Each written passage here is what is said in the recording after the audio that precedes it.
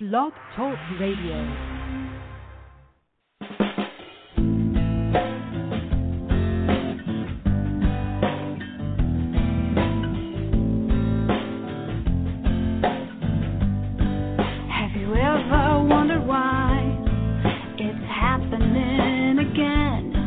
Welcome to MindShifters Radio with your co-host, the Forgiveness Doctor, Dr. Michael Ryce, and his wife, Jeannie. Michael and Jeannie share with you the wisdom of the ancient Aramaic internal process of forgiveness. They offer tools and support 5 days a week. They will support you in building a solid foundation within yourself to live in pure love. In Aramaic, Rachma. Michael is the author of So Why Is This Happening to Me Again? For more information on Michael and Jeannie, please visit www.whyagain.com. And now your co-host, the Forgiveness Doctor, Dr. Michael and Jeannie Ryce. To the brightness within you and the truth that is rooted within me. Hi, and welcome to MindShifters Radio with the Forgiveness Doctor, Dr. Michael Ryce. Our caller number is 646-200-4169. Press 1. That puts you in queue to talk to Michael. And we're waiting on another friend of ours whose name is also Michael to call in. He said he was going to share today. So as soon as he calls in, I'll let you know that he's on. Today is Memorial Day celebration 310. And welcome to April. Hi, Michael. Hello, Michael. Well, he's not on. I got this new phone, and it's a little funky. At least I'm a little funky in using it. I shouldn't blame the phone. It's all my responsibility. Oh, my goodness. Speaking of responsibility, isn't that our job here? That's the whole goal of this radio show. We're looking to learn and to teach responsibility for everything that happens in our world. And of course, that's not exactly the way the world plays the game. The world plays the game that it's all everybody else's fault. And if you think it's all everybody else's fault, then you're playing the game of war. Whether your war with somebody is verbal, emotional, fought with sticks or stones, bullets or bombs, doesn't matter. It's all the same, and it's all the same cause. So here's the plan. We're going to invite you and everybody on the show to join us in learning forgiveness. That is, every time that you find yourself in some form of hostility or fear and wanting to blame somebody else for it, we're going to invite you instead to say, I'm the only one that was here every time it happened to me. Maybe this is mine. Maybe I can change this in me. Believe it or not, the changing of those dynamics within oneself is called forgiveness. And we're here to support you in learning forgiveness with us. 646-200-4169 is a phone number to call into the show. We would love to hear your voice. If you have a thought, a question, an answer, if you say ending war sounds insane, which I've had people say to me, that's crazy, Michael.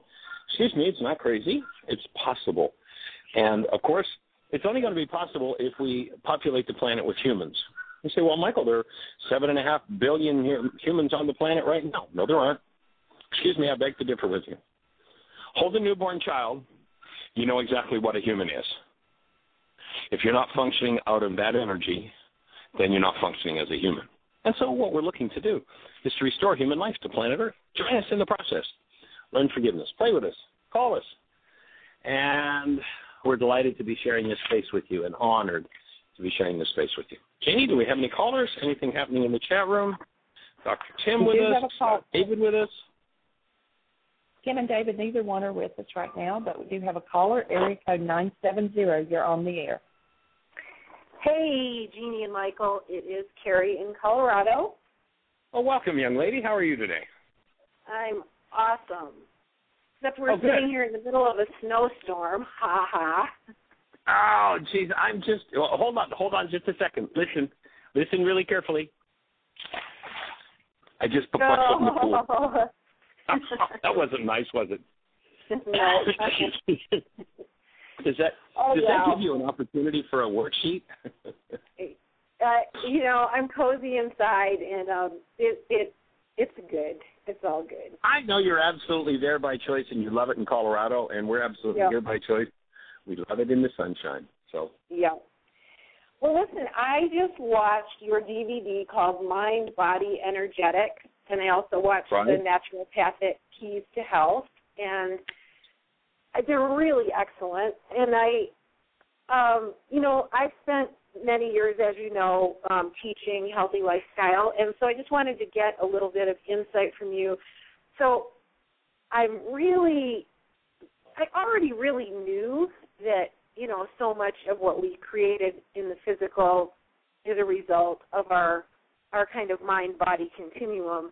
And yet, by watching these DVDs of yours and just studying the Why Again work over the last 7 or 8 months, I'm really just grasping it at so much deeper a level. And so I guess my main question is that I'd really like to just bounce back and forth with you a little bit is, since we are, and I love this piece by Bruce Lipton that was on the beginning of the Mind, Body, Bioenergetics, where he says that really whatever takes place in our cell is a mirroring of what we're projecting into the world.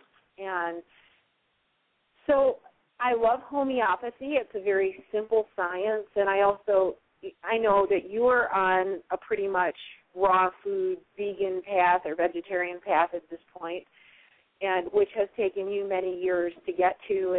And I, similarly to you, when I was 18 years old, I had helped my dad spray an apple orchard for most of my childhood, and as a result of much pesticide exposure, had some chronic ailments, which were what got me onto the path of looking out for my health through adopting a healthier lifestyle.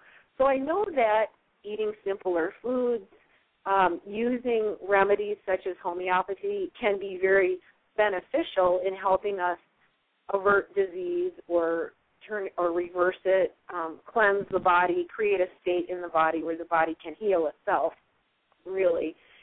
So I guess what I would like to hear from you about is the link between, if everything that is, we're really just energy, we're not even really a physical body. So there's no need to heal the body.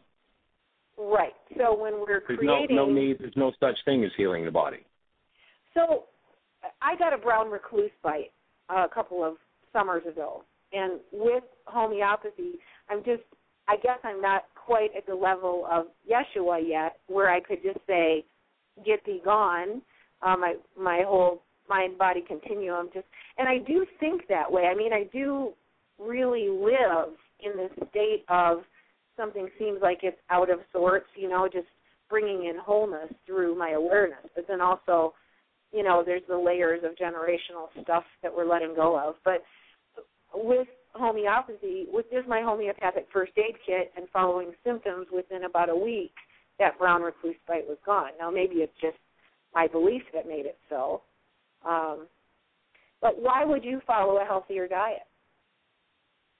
Well, you don't really need to heal the body. Yeah. So, when I say you don't need to heal the body, what I'm saying is you've got to recognize there's no such thing as a body. If we listen to Einstein says this, on such things as matter, we've been all wrong. What we have heretofore called matter is energy. Energy whose vibrations have been so low as to be perceptible to the senses. There is no matter. So if Einstein's correct, and maybe he is, and maybe he's not. Maybe somebody knows better than he, but I think he had a pretty good grip on the thing. There's a guy named Max Planck. Here's Max receiving the Nobel Prize in Physics, and here's what Max says in his Nobel Prize speech. As a man who spent his entire life studying matter, I can tell you this much. There is no matter as such. Our entire world is made of exceedingly smaller patterns of vibratory fields, nested one within another, within another. Now, when the eye, that cannot perceive directly the energetic patterns that are going on in the world, produces a picture called a body, that doesn't make the body real. And in the On Creating Consciously workshop, I use the example or a parable of let's take a man from the jungles of South America who's never seen anything more complex than a dugout canoe, and let's have him stand on the tarmac where we've started an airplane propeller spinning. And he looks at the propeller, and he swears that it must be a shiny silver disc. He says, no, it is not forearm spinning around the pivot point. I can tell you from experience because I'm looking at it right now, and you are wrong. It is not forearm spinning around the pivot point. And, you know, in the ancient teachings in the Aramaic, that was called an appearance. You might remember Yeshua said, do not judge by appearances. So if this man does a behavior based upon his misperception, you know, calling the spinning airplane propeller a shiny silver disc doesn't make it a shiny silver disc. Even if he gets 10,000 of the world's authorities, if he gets all 7.5 billion people on the planet standing on the tarmac looking at that spinning propeller, that doesn't make it a shiny silver disc, though 7.5 billion people don't see a pivot point with forearms spinning around it. They see a shiny silver disc. So if you don't get to the truth and you do a behavior based on a world of shiny silver discs and you decide you want to know what the friction feels like on your fingertips, you're in big trouble because you worked with an appearance. Now, why would I do something about a brown recluse bite? I get to work on a brown recluse bite in a big hurry. I am an energy system. What does Max Planck say? Nested frequencies. There are frequencies that are supportive of my energy system, and there are frequencies that are not supportive of my energy system. If a brown recluse nests the frequency of its venom in my tissue, here's what's there. There's a high enzyme activity. That is a frequency that breaks down other frequencies, and it's going to start to break down this spinning propeller of my atomic structure, and I'm going to be in trouble. So I do have this thing. It's just not the way we see it and what it appears to be. So as I look deeper, as the fellow who looks at the shiny silver disc in his mind goes, oh, I see. Okay, so my brain can't keep up with the rate of spin, so it's producing a picture that isn't accurate. It's true in my mind, but it's not accurate. So I'm not going to do behaviors based on something that is inaccurate. So if I go with the brown recluse and just say, oh, well, you know, I don't have a body, that's the way it is, and it'll be just fine, it's probably not going to be very fine because that nested frequency is going to tear up my energy system. It's going to look like something physically, but it's not going to be what it looks like physically.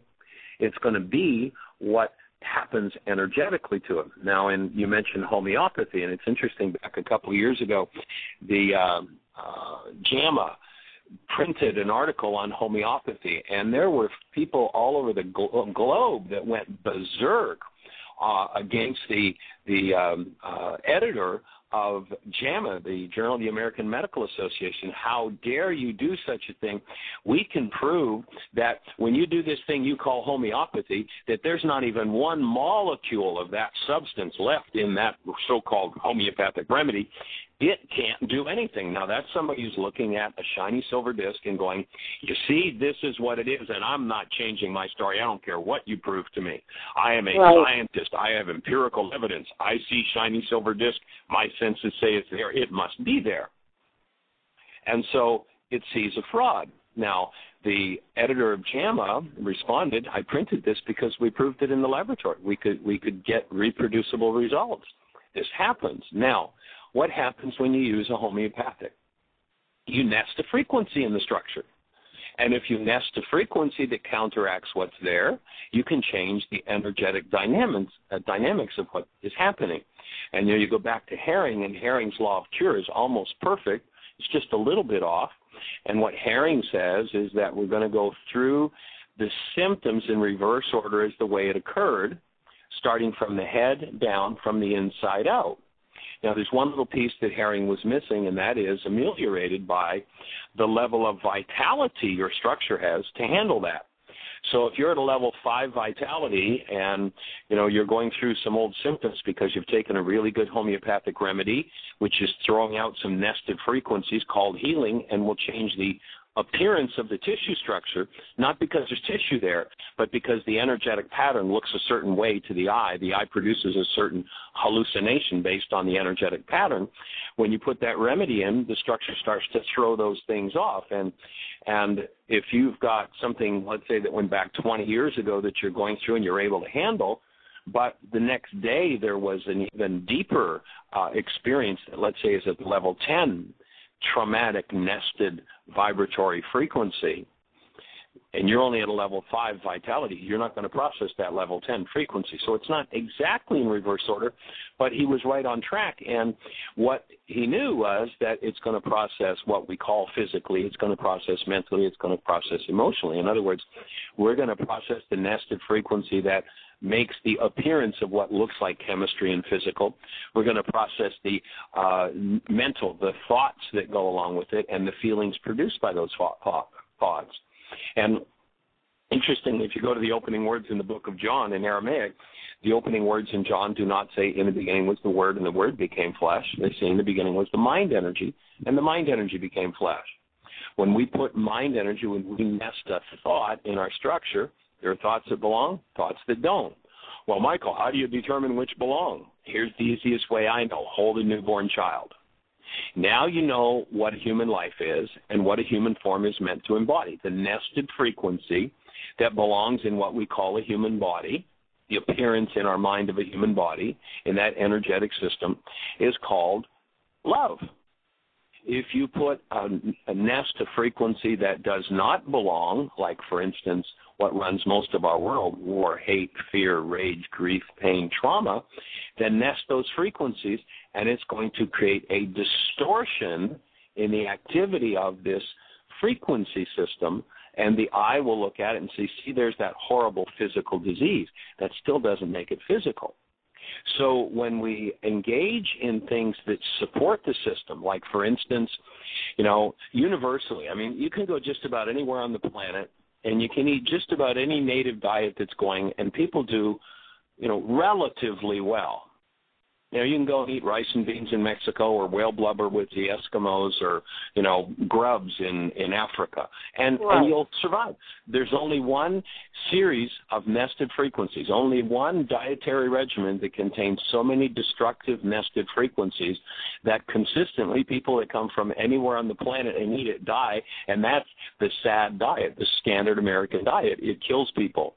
Why? Because it nests frequencies that destroy their integrated energy system. So why would I pay attention to what I eat? Because I want my nested frequency system to last for a long time. There are energies that belong and that don't belong. And interestingly enough, in the ancient Aramaic, the word for energies that don't belong are called sin. The word sin is an archery term. When you fired at the target, the scorekeeper yelled sin. This is a physics language.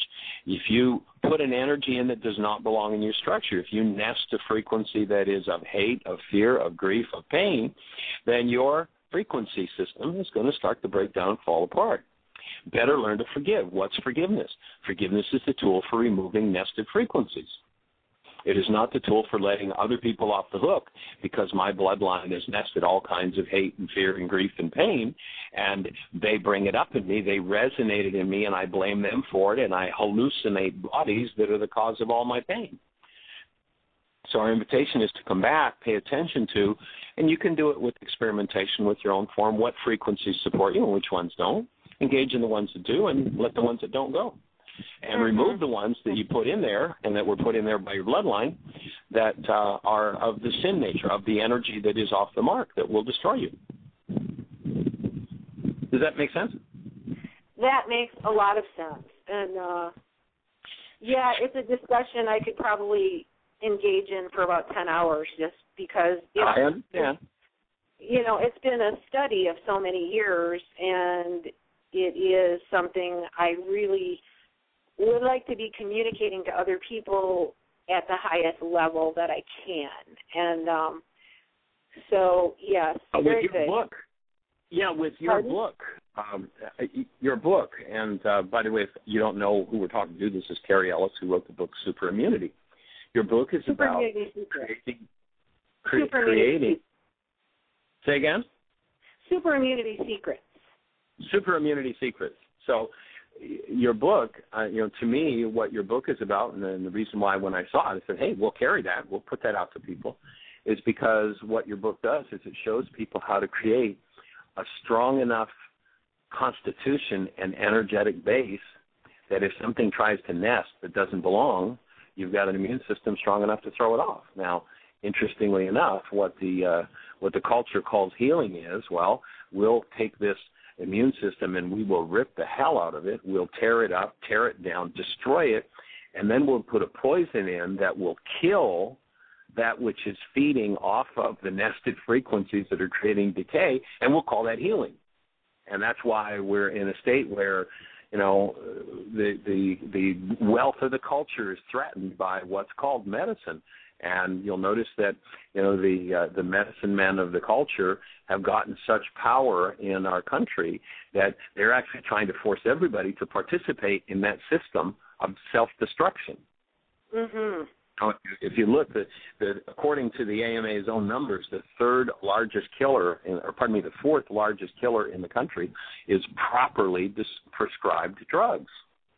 Now, according to some independent analysis, that it actually may be the number one cause of death. And you'll notice that we got a group of people who've taken over the country who are now saying, we're going to force everybody to buy these nested frequencies. And, it's pretty crazy. It's pretty bizarre. So your website is carrieellis.com, right? People can go there and buy your book or go to Amazon. I assume you do better if they buy it from you. Yeah, my website is just getting rebuilt, but next week or so it should be up and good. And I also am coming out with a second book sometime in the next few months, and I'm really excited about it. It's called The 21st Century Superhuman. So this is where we really look at our entire lifestyle and way of thinking and living, and learn how to take the highest level understanding we have of that at this time in history and apply it in our lives. Yeah, let's become humans together. Yes. And, one of the scam, there's a saying that says you can't break out of a prison you don't know you're in. One of the scams of the culture is to just say, well, all those frailties and all those weaknesses, well, you're only human. Well, that's a lie. None of the frailties people have, none of the insane things they do have anything to do with their human nature. What is functioning in that level of insanity, of hostility and fear, is non-human life. And when we're restored to human life, it naturally changes the direction of the whole energetic system. Mm-hmm. Okay, well, and then the whole concept of us using food and various substances to medicate, to keep from feeling our pain. I think that's another area of the whole thing. So if we are just energy, how is it that we've all manifested these bodies that look similar and these buildings that look similar and, this molecular world that we're living in, that we've kind of got agreed upon, cars that drive on the road and et cetera? Well, when you're given the power of creatorship, you're given the power to engage in any frequency you choose to engage in. And, people who say, who play the game, there's no creator, there's no higher intelligence, this all just happened, that's such a ridiculously foolish argument. It's so easy to prove to the atheist that they're not atheists. Now, I am in agreement with the atheists when it comes to this horrific, punishing, vengeful God that men have created. When they talk about that theological monstrosity, I agree. In that sense, I would not buy that at all. But to say there's nothing behind it all, there's no creator, is insane. And so we were given an energy system that obviously, if you just watch the child from conception till birth, and you watch the stages that it goes through, there are a series of nested frequencies that were obviously developed over time to create this energy field. And it seems to be a space to embody our human beingness. Unfortunately, human beingness hasn't, been en masse embodied on the planet as yet, so it's controlled by other sources of energy. And, of course, those sources of energy to a great degree are hate and fear and grief and pain and loss and sadness. And that's why we're seeing the deterioration. You look at the number of children, young children with, brain tumors and heart attacks and, crazy stuff that goes on. The further we go away from our humanness, the more this energy system deteriorates and falls apart, which is as it should be because it's not doing what it's designed for. So that would be my take. And we're given creatorship. We're given the ability to select which frequency we want to engage in next. And if we engage in hate and fear, then the wages or the result of that error, which in Aramaic again was called sin, is death. You die. You engage in frequencies that weren't intended for this structure, and you destroy yourself. And they call it disease. And it looks physically like all these horrible, malformed tissue structures, but it's nothing but the look of certain energy patterns. And so we can sit back and really study the system and see what it's designed for and start to function out of that. Or we can forget it and just go willy-nilly along with the culture and let the mass insanity and mass sleep take over, and we'll create the way that the insane world is creating. And, that means that we're probably not too far away from somebody pushing the button that'll destroy the whole game.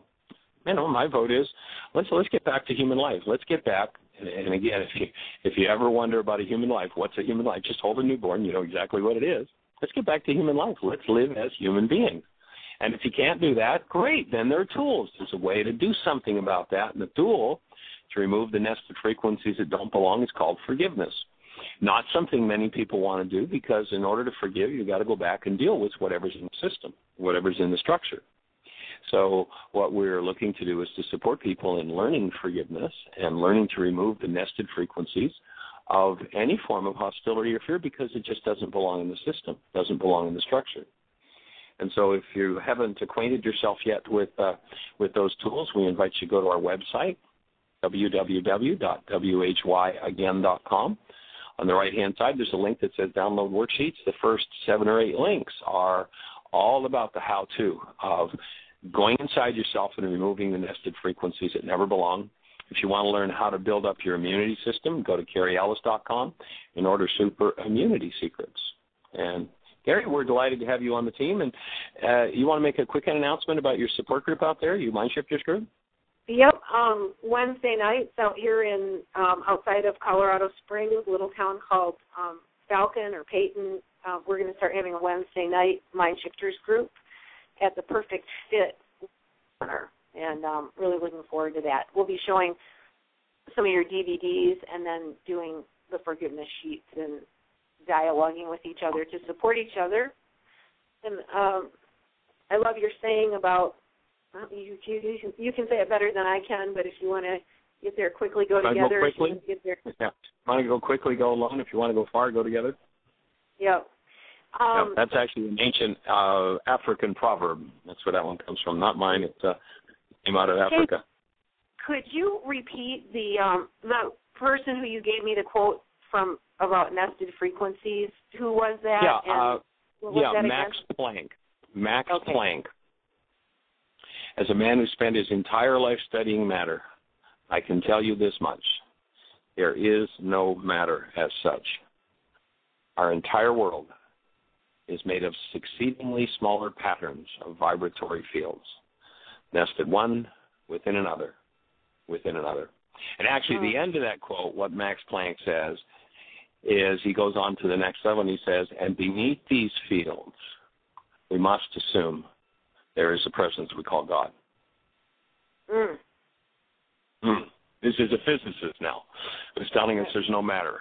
and in the same breath, he's telling us in his Nobel Prize acceptance speech, there is a creator. So thank you for your call, Carrie. Blessings on your support group out there. We're delighted to be on your team and have you on ours. And I think Jean's got another call for us. Thank you so much. Have an awesome day. Bye. You too. Blessings. Bye-bye. Hey, sweetheart. All right. Yeah, I think that this is Michael. Hello, Michael. Welcome to the show. Hello. Hi. There, good sir. How are you guys doing?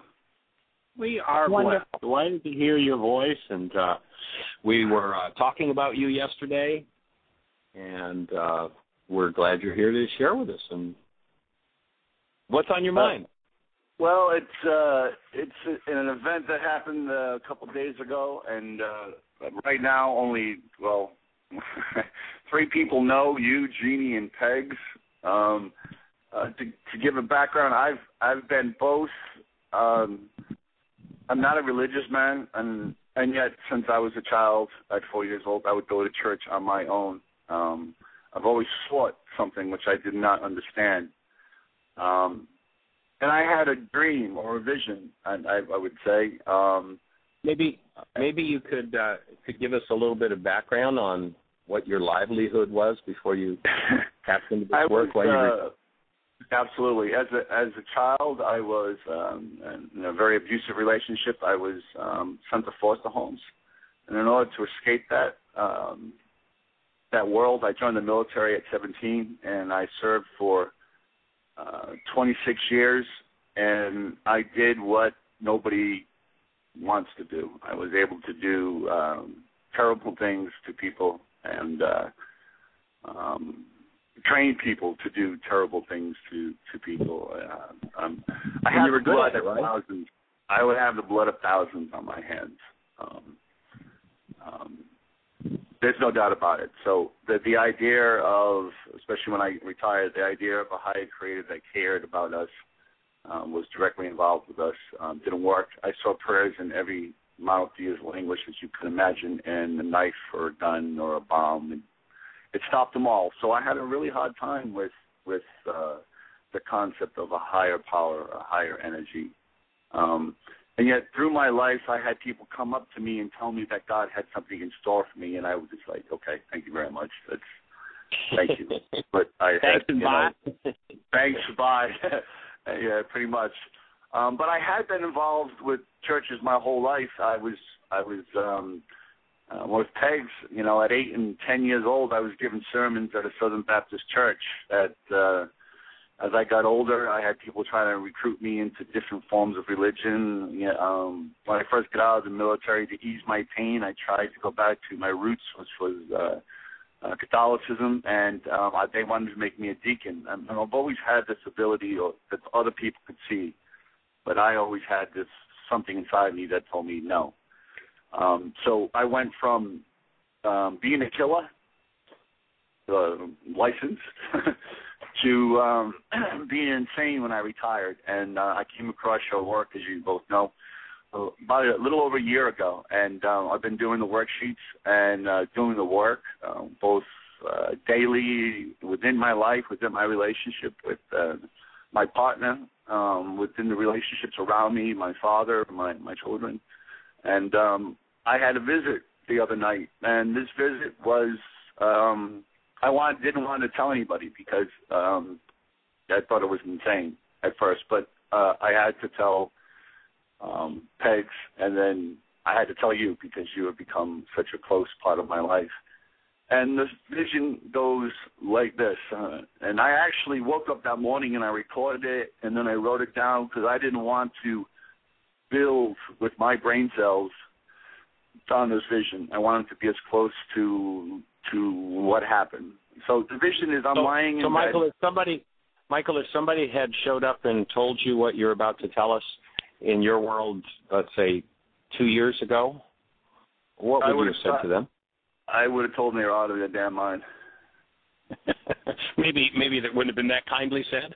No, it wouldn't have been that kindly said. It would have basically I would have put on my hat because I kept searching. I am well informed on different religious books.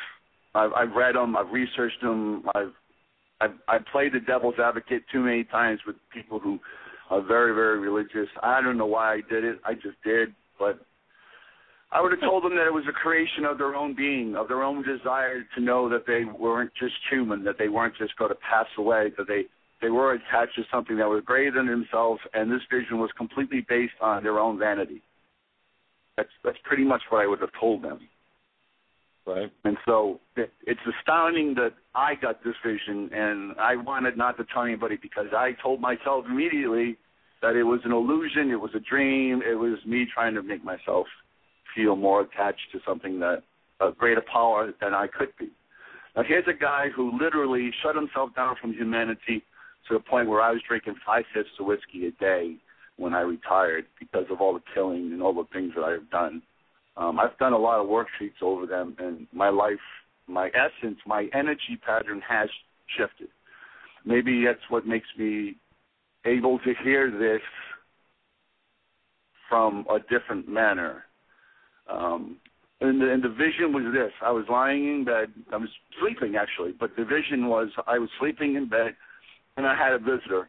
And this visitor was a being of light, and for whatever reason, and he had a masculine appearance, or that was my own reality that was put on him. He wasn't a divine single being, but it was an agent of this energy. And it was a golden light that shimmered like flames, but it was contained within a shell. That's basically what it was. And he literally sat down by my bed, and he started to talk to me. And he told me that we are all, upon our creation, given a divine purpose, and that this divine purpose is always there. Now, we may fulfill it right away once we're in tune to what we have to be, or it may take a lifetime to become, for the scales, basically, to be removed from our eyes to see what the divine purpose is. And he told me that it was time for me to wake up, and that I had been given a divine purpose, and I had been given throughout my life many signs of this divine purpose. And at the same time, I had denied all these signs of this divine purpose. And it was time for me to do it. And the fact that I had a problem with religion was not in any way a blockage of my ability to do this divine purpose. As a matter of fact, he told me, you're practicing, because right now I'm not saying I'm a Buddhist, but I practice the beliefs. I'm doing the research on that. I meditate. I try to be a compassionate person. And a little bit on what you were speaking before, I don't eat anything from animals. And it started not for health reasons, not for the animal reasons, but for me it was I took too many lives. I wasn't going to take any more. So it kind of fit with the Buddhist type religion, the idea that we're all energy throughout. We're all connected. And he told me that Buddhism was literally, this is definitely not my thought, but he told me that my research or my doing this Buddhism thing was that as effective a farmer to the soil that he wanted tilled as any. But now the soil was tilled, and that I had to now start working on the seed. And the seed was that I had to become part of your work. I literally told me I had to become part of facilitating Michael Ryce's work. And it was time for me to get more than my toe in and get completely submerged, and this was my divine purpose, to facilitate the spread of your work, because I've been given tools to be able to do that. And I can sell ice to an Eskimo. I can speak very well. I can speak in different levels, whether you're 5, whether you're a thug, whether you're a doctor. I've always had the ability to speak to everybody. I don't know why. It just happened. It was tools that were given to me that I was blind to see. And it's funny, I had just started working on one of your support groups. We meet in Boca at the Hot Penis Studio here in Florida on Wednesdays from 5 to 7. And we've been meeting there for a little while, but you recently did a tour down here, so the people are starting to come. They're starting to grow. And I don't know if, because that Wednesday before the vision, I literally took more than just a sitting down talking role. I had played part of your Why Is This Happening to Me Again video, and then for an hour, like when that first break of that video was, I stopped it. And it was a little older video, and some of the things that you have grown into weren't part of that video. So I facilitated that part. And of course, I made sure everybody knew this was you, this is your work, and this is how you show it. And so I got up and I got into this flow. I mean, literally, and this is what happens when I speak about something like this, because I've been in the rooms for almost 4 years now. I get called to speak at rehab centers and halfway houses and different meetings sometimes. But I got into this For those who don't know what in the rooms means, maybe you just want to just briefly touch on that. Yeah, absolutely. I've been in Alcoholics Anonymous for about on the 17th of this month. It will be 4 years. When I came out of the military, I hated myself so much. I hated everybody. I mean, literally, if I am being of hate, there's nothing else I can do. I was the left side of your board. I mean, that was my energy. I was suicidal. It was homicidal. And before I really started to do your work, there was times where I've shared this with you and some people. I walked the crack neighborhoods at 3 o'clock in the morning. I never did crack in my life, and I would never do crack in my life, and I wasn't a druggie. But I was hoping that somebody bad would jump out to get me so I could loose this anger on them and then feel better and then, walk away. So that's the kind of person I was beforehand. So if anybody's hearing this and they're hearing some crazy guy talk about this vision from a higher power, I'm not a Bible thumper. I'm not. Why the vision came to me, I have absolutely no idea. If there's a million people in the world, I would have thought myself the bottom of the list to have this kind of vision. But I did.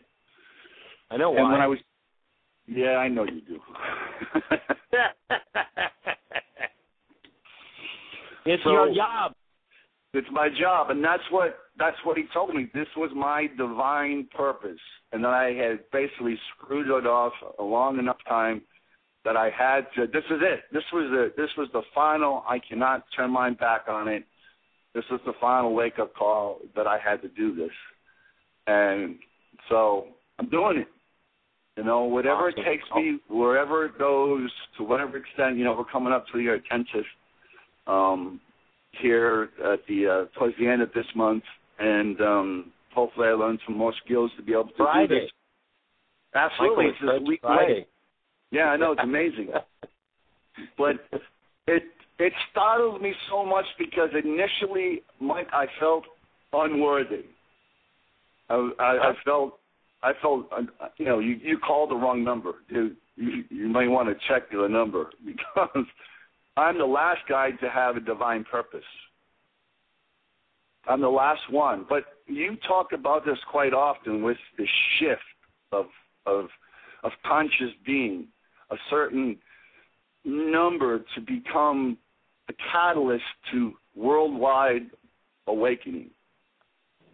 And if I can become an awakened being and to try to strive to live on the right side of the board, on love and understanding and peace, when every single aspect of my life from the time I was born until the time I was 42 was nothing but the left side of the board. It was nothing but hostility.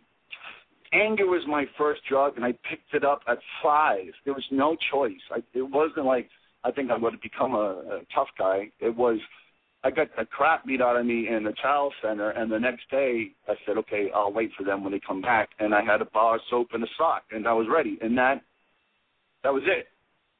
That was my drug of choice. And then when I went to the government, I know you and I see things differently about this. As a matter of fact, if anybody's ever done his work and not sure, I literally walked out of one of his meetings, the second meeting I went to, and I would have left, but my car was stuck in the garage, and there were people parked behind me, and my significant other, Pegs, was still in the meeting, so I was stuck, but I just sat in the car. And I'm a pretty intensive guy, and if I don't like you, you kind of know it, and most people leave me alone. Michael didn't. He came out with sandals, and I said, I can't believe this guy's coming out here. Doesn't he know who I am? And he came out here, and then we talked, and I went back in, and I've been doing the work ever since. And now it's my turn to be part of that, to let go of all that energy, clusters of energy that were in me, that I am no good, that I am a creature of destruction. It's finally come to pass that the child, that 4-year-old kid that had no idea what he was doing, who walked to school, to church, and I didn't even go to Sunday school. I just walked to church alone and researched all these different religions and then walked away from them all. It's now become my task to do this work of love. And if the warrior can melt his sword into a plowshare and start to groom the soil, to start the work on preparing people to understand this work of love, that they themselves, and I forgot there's another part of the vision that I didn't tell you, is that I have to, because I have been there, I have the ability to reach the people whose lives have sucked. And I believe, because of this vision, that I will be able to get the angry, the depressed, the suicidal, these people whose lives have just been completely unlike a newborn, who say, there's no way that I can go there. It is my purpose in life. That is my divine purpose. And I've had my secondary purpose sheet out, but I haven't quite figured out how to merge this in there yet, so that's still coming. But it's my purpose now that I know that I'm here to reach out to me, the thousands of me that are out there that are swimming in this cesspool of self-doubt, self-hatred, closed, depressed, can't see the sunshine, don't want to see the sunshine. I'm it. I'm the bridge. That's my purpose. I'm the bridge to reach out to those people who can't believe in your work, can't believe on the right side of the board, can't even fathom being or ever being a human being of a newborn child. They have given up that birthright, that have had that birthright trampled so much that they believe that's not theirs anymore. They are not entitled to that. And I believe because of what's happened, and the vision told me, I've been there. I wrote the book on it. And if I was able to put away the guns and the swords and the hate and the killing and the baggage from being abused as a child, and my abuse wasn't just I got smacked around. My mother tried to kill me at 5 with a fork. I mean, my abuse was severe. And if I can come to your work and I can see a path in your work, I think that's why I had that visitor. I'm the bridge. I'm the one that's got to be able to say, listen, I've been in hell. I lived in hell. I liked it in hell.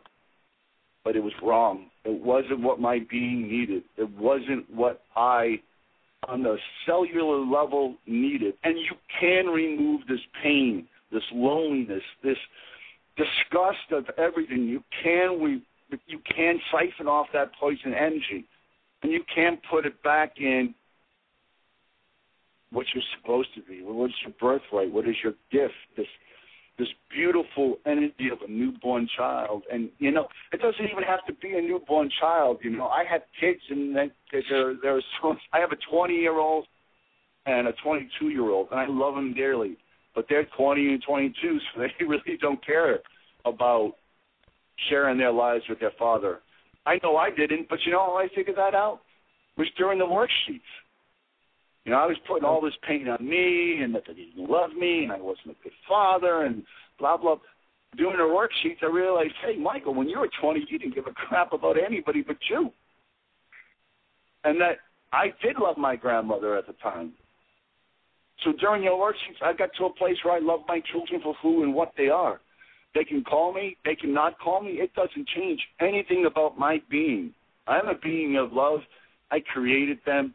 I've raised them. Hey, I love them. I'm able to accept that. But for a while there, I couldn't look at the newborn face and not think about everything else. So I had to use an animal. I got a picture of a newborn wolf pup that whenever I would do the worksheet, I would look, when it says when the heart symbol comes up, I would bring up that picture. I would look into the animal's eyes and see that complete innocence, that complete vulnerability, but not fear of vulnerability. See, that was my problem. I was always afraid to be vulnerable because in my entire life, being vulnerable meant pain. Being vulnerable doesn't mean pain. Being vulnerable is strength beyond strength.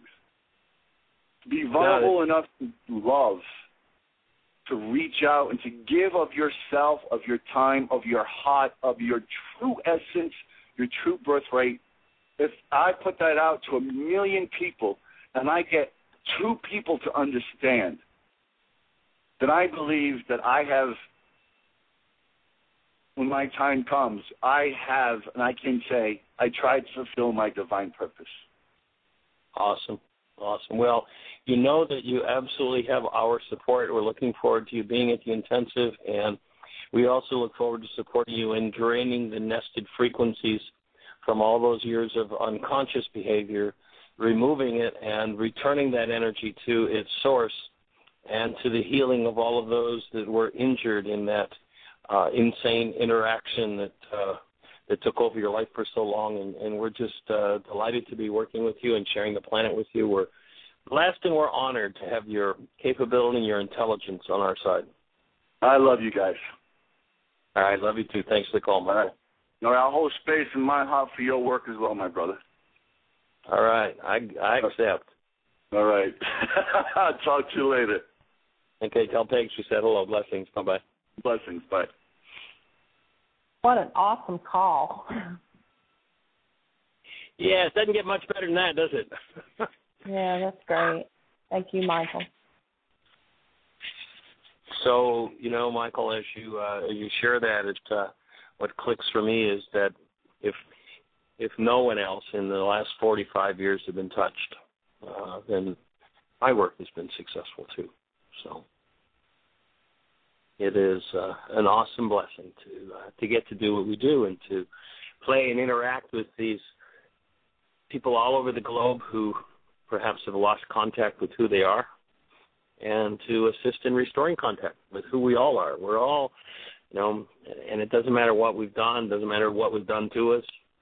The true being that we are always remains intact, can never be touched. It's just like an FM signal can't go into an AM radio. The hostility, fear, the grief, the pain can't nest itself in our true being. It can nest itself in our physiologies. But when you've got the tool of forgiveness, unnest, remove, forgive, just let it loose. So, very cool. Jeannie, do we have any callers?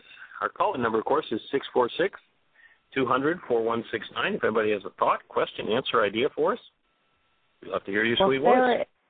Sarah in the chat room, she says, well, you were playing John the Baptist before, now you got a St. Paul next to you. There you go. So she said much love. Yeah, she says much love and giant hugs. So there you go, Michael. You got another person out there rooting for you. Thank you, Sarah.